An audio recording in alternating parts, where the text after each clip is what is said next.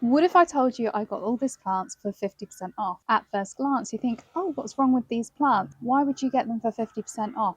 These are some really nice, rare, unusual plants, and they're quite a large size, so why the massive discount? And there is a reason for these being majorly heavily reduced. And that is due to something that's even worse than the head lice of the plant world, spider mite. Spider mite are tiny little blood-sucking creatures that absolutely ruin your plants. They latch onto the veins of the leaves, typically on the underside of the leaf, and then they suck out the juices from the plant so that the rest of the leaf can't have access to those nutrients or the water that the cells need to survive. So what can you do about it, and how can you notice these tiny little, almost microscopic little creatures? Well, I'm about to show you. So around me here we have the Monstera Thai Constellation, very popular houseplant. When COVID was happening, these plants were majorly expensive, although you can get small little plants for around £60 now in the UK. As you can see, we've got some browning around the edges of some of the leaves, and immediately that tells me that either there's something wrong with the roots or it's got pests. Now, one way to tell when you've got spider mite, any type of spider mite really, is this kind of faded yellow around this area. The spider mites like to make their homes near the edges of the leaves, near the tips, where they start to curl under, and it kind of protects them a little bit when the leaf starts to curl back. And so immediately I checked there for spider mite, and lo and behold, I found some. The ones on here are actually brown spider mite, type of brown spider mite. There's loads of different types of spider mite. The most commonly talked about is the red spider mite, which are absolutely brutal and can decimate whole crops. They spread so easily because they are hard to identify, and it's only really after all this damage has done and you look closer at the plants that you actually see these tiny little creatures moving around. So that's why it's really important to every now and again inspect some of your houseplants, because you never know what you're going to find. There is also on the underside of the leaf, towards the base where the stem of the leaf connects with the actual leaf itself, this kind of brown, almost like it's been grazed over, and that's where the spider mite has been. And we can see, oh yeah, I've just disrupted them. They're all standing around having a grand old chat, and I've just poked them and they've all scattered and stuff. Unfortunately, these aren't aphids. If they were aphids, they would be a lot easier to get rid of. And you can see those brown little scab marks where the plant is trying to close up those wounds. Another major issue with spider mite is that with all this grazing and all this opening up of the wounds and damaging the underside of the leaf, you're more likely to get a bacterial or a fungal infection or even a viral infection through your plant. So the viruses can be carried in the air, or it can be in the water that you use, and it could already have bacteria on the leaf, but as soon as that wound is opened up, it can then enter the leaf and it can cause major issues with your plant and then spread throughout the whole thing, which is something we definitely do not want to do. If you don't know the signs and stuff, you might just let it go and think, oh, I'm overwatering or underwatering, or the leaves are starting to turn yellow, it must mean they're chlorotic or they need some more nutrients getting to them, which just isn't always the case. So that's the Thai constellation. I do have a Philodendron Prince of Orange. These are crazy. These were like going for like £35 for a 5 centimetre pot during lockdown. Don't know if anyone remembers that, but it was absolutely crazy, manic prices. I was not going to pay that. So when I saw this one had been reduced, which was such a good price, I was like, you know what, I'm going to get one. It's actually very healthy, this one. Despite we do have some grazing on the leaf, you can tell it's almost like someone has gone along and like brushed off the top of the leaf, or by that kind of patchy yellowness. It's almost like the underside of the leaf. And it's kind of like sand, and it's just brushed away that, and that's when you're getting the yellowing underneath. That's what it kind of looks like, rather than specific little things. It's kind of different from thrip damage, which I can show you in another video. I hadn't found any evidence of like new spider mite, but because it was around those plants, I'm going to be spraying it anyway, and we can see from the younger leaves that it has had some pest damage in the past, and it has got some spotting on the leaves. I don't know whether that's a fungal thing. Sometimes it's a fungal thing. Sometimes people say, oh, it's the nectar leaking out from the leaves. I don't know about that. Personally, I think it's left over from a pest or a disease. To me, it looks very much like a disease issue. I don't think that's nectar coming out of the leaf, if I'm perfectly being honest, and it's not sticky. If it was sticky, I could understand it a little bit more, but it's not. So I'm going with it's had a pest issue, possibly got a disease from that. So I will be spraying that as well. But the newer leaves are looking really good, and I haven't found any signs of spider mite other than the lower leaves having that damage. Like there's no cobwebs or anything. I'm going to clean some of these up as well. Like you can see, we don't want any pests harbouring in these petrioles or the leaf shields. It's a perfect place for them to hide and breed and lay their eggs. So we're absolutely going to be dousing that an absolute takeout of spider mite. We're going to decimate their colonies, okay? And the next one here we have is a Philodendron White Wizard. So this one's quite interesting because we do have some obvious damage on the leaf. This is not from the spider mite. I'm not quite sure what exactly this is from. Could be scorching of some kind. I know philodendrons do get this kind of marking quite often. They can be quite sensitive to light, especially if they've been sprayed with something. So I don't think that is a pest issue. I think it's maybe a nutritional thing or a light issue rather than a pest issue.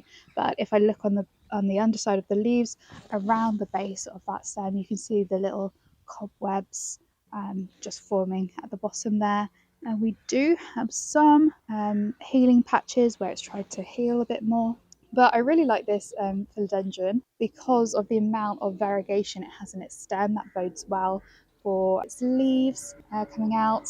It is a bit wobbly in the pot. I am going to repot this one. I don't think the soil's quite right for it, and it's still in its nursery casing, which I'll talk to you about later. And these fibre pots, they can rot after a while. That's what they're meant to do. They're meant to break down.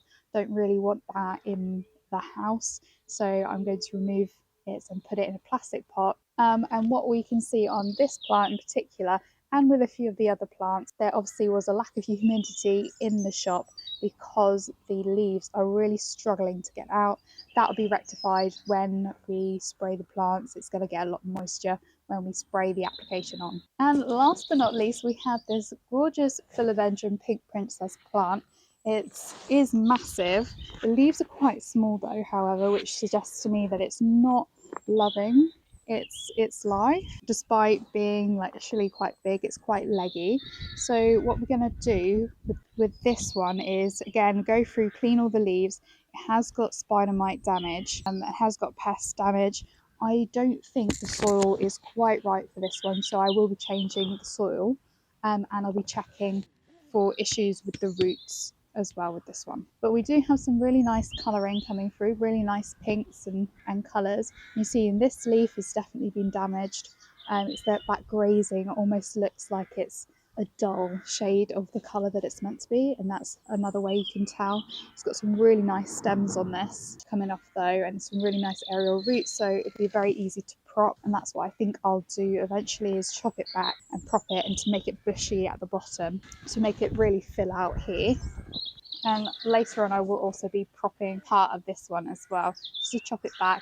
And even though we might fix the problem with the spider mite and the thrips and the pests, what you're not going to get back is those nice glossy leaves. So that damage is there to stay. It just won't harm the plant further if you can keep on top of it and make sure it's healing properly. But I'll do that in another video. So I'm going to start with the Monstera Thai Constellation, and I'm just going to wet down all the leaves. Spider mites really hate humidity, so that's what I'm going to try and add to the plant. Also brush away any of the dust that makes the leaf dull, really piss off the spider mite so that they kind of want to leave. And also so that our sprays, our pest sprays that I'll go through in a minute, they'll reach the leaf and they won't just sit on the grime and the dirt that has built up.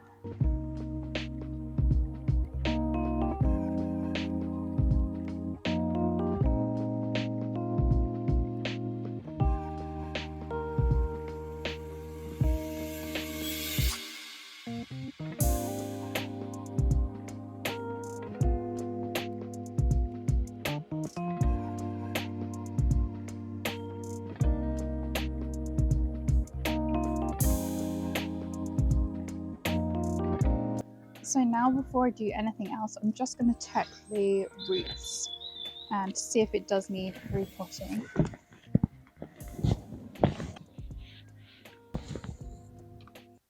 It was at this moment that he knew. He fucked up.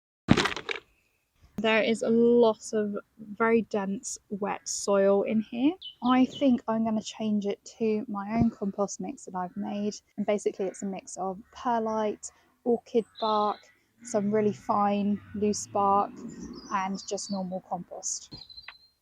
The soil doesn't smell bad, like in a rotting way. There is a lot of soil for the amount of roots that it has. So I'm just going to brush most of it off like that, and I'm going to put in a much more aerated soil. This looks like a mixture of coco coir, another organic soil type. It's got little bits of wood in there, wood fibres. I think it was propagated in leca as well. We've got some of those clay balls in there, unless that was just to aerate the soil.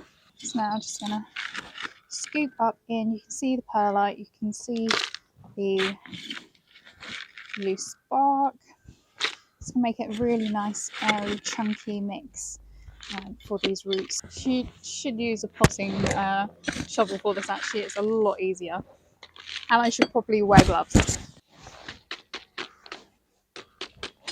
And the best thing to do to get the soil all around the inside of it when you pot it out is to just give it a whack. Next thing for what I'll do is just snip off some of the really damaged parts of the leaves. I've done this before and it seems to work a lot better. I can see on the undersides here where the damage is underneath. You can see it's mainly around the tips. So then you have a nice clean cut that can heal over rather than all these grazed areas. Next, I'm going to apply some spider mite and some thrip solution that I've made from Garden Aid for Thrip and SMC Spider Mite Control from spidermitecontrol.co.uk. Oh, before I do all that, I'm also going to remove any of these brown bits. Get as much solution directly in contact with the mites as possible. I don't want them hiding anywhere. Especially target the stems where the leaves come out of, because they will be hiding in these crevices. Really get the tips and backs and the parts where the stem meets the leaf. A lot of people don't like using pesticide sprays, but honestly, in my opinion, if you've got a big issue like we have here and you don't want them to spread into other plants, it's best to get chemicals that really target those particular insects. If you get an all-rounder chemical, a bit like SB, it'll do multiple different ones, but it's not actually that strong. So you might have to apply it multiple times and it might not be as effective. At least with SB, it's an invigorator, so you'll end up getting some nice healthy leaves. And now we're on to the Philodendron White Wizard. I've just microfibered the leaves with the water, and now we're going to go ahead and repot because I think this is very in need of a repot. Also, after you've done the spray for the thrip and spider mite, just let it go and dry, and then we'll come back to it at the end for the last spray. Even though it's in this size of a pot, I don't think it's going to need a big pot. I mean, it's not really filling out that pot itself. It's still got the nursery netting around it. It is paper, but it still restricts it a little bit, and I prefer to just try and pull as much of it away as possible. So there is a little bit of rot with the roots, quite a lot actually. So it definitely didn't need a pot that size. It's obviously rotted back. And look how small that root ball is, and a lot of these roots are rotten. So what I am going to do is maybe pot it a little bit higher than where the leaves are, because we've got some aerial roots coming through at the base of the plant, and I want them to turn into, well, roots that will take up nutrients and water. So I'm just going to bury them slightly, and then they can become the new roots, and it'll give it a bit more of a foundation, because at the moment nothing's holding it up. It's very unstable. And probably put it in a pot like that size. That might even be too big for it. See if I've got a better one. See, this is a much better size. You just want a little bit of room for it to grow in. It's quite hard to explain how to choose the sizing. Always go a little bit smaller than you think. So I've gone for this size. You can see how it just kind of fits in. There's still a bit of wriggle room around. It's still got room to spread out in, but it's so much smaller than this, which was about this size. So they're about 1 litre pots, and we've got an 11 centimetre, I think this one is. I think the soil for this was either wrong or it has been overwatered, and I think that's where we're getting this yellowing. It was definitely unhappy.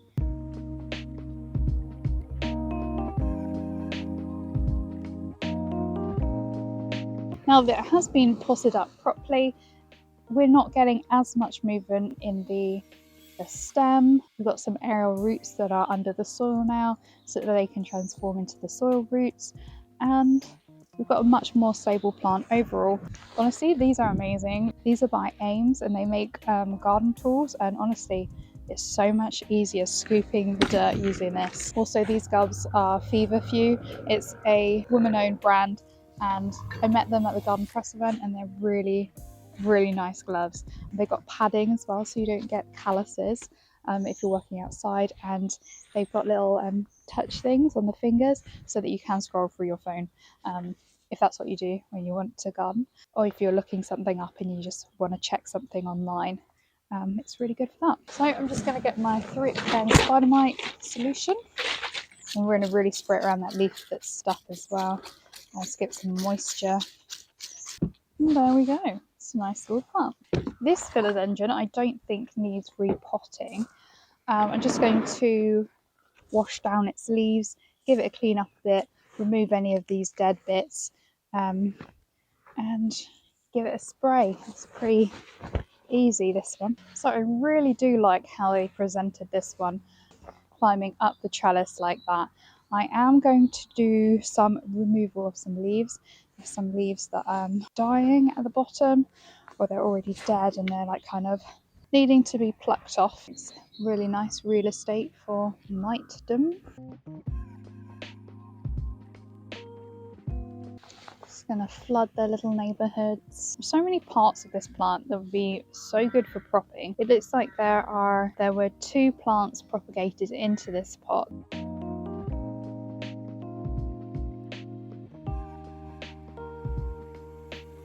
And you can really see where they've made their cobweb-like houses on the stem, because the water is hitting those cobwebs and it's just staying in droplets. Oh, and would you look at that? My suspicions were correct. So this definitely needs to be repotted for sure into a much smaller pot. You can see a lot of rotting roots going on. There's a massive chunk, that's where it was originally propagated from, the original part that was propagated. I think it's really important when you do buy plants, always check the roots even before leaving the shop, because you never know what you're going to get really, and there's so many issues that are caused by roots like over time. So you might buy a plant, it looks good, you bring it back 2 weeks later, it starts looking droopy, and it's not because of your watering or anything, it's because it had already started rotting in the shop and it just happened to be displaying those symptoms those 2 weeks later. But you can check out the roots. Obviously this pot was way too big, and I'm even thinking a 1 litre pot for this one. There's not much there at all, and although some of these long ones are healthy, some of them have clearly died back. And it's way too much moisture around that stem. It's very thick, heavy compost. You want something that's kind of light, so I'm going to put it in a 1 litre, or an attempt to, because otherwise it will just rot further. So it won't be able to absorb all the moisture that's in the pot.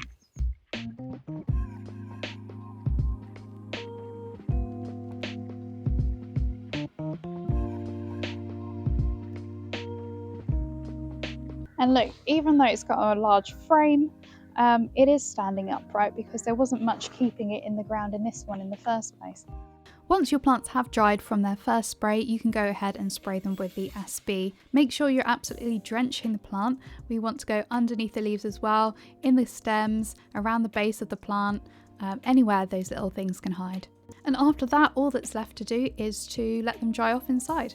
If you have an absolutely horrendous outbreak of spider mite, you want to take them inside, leave them in an area that is not near any of your other plants, and then spray them again after maybe a week or 2 weeks, because you really want to get the eggs as well as any larvae or whatever happens with the spider mite. I hope you've enjoyed this plant rescue, and let me know what you think in the comments down below. Leave a like and subscribe if you're interested for more plant rescues. Bye!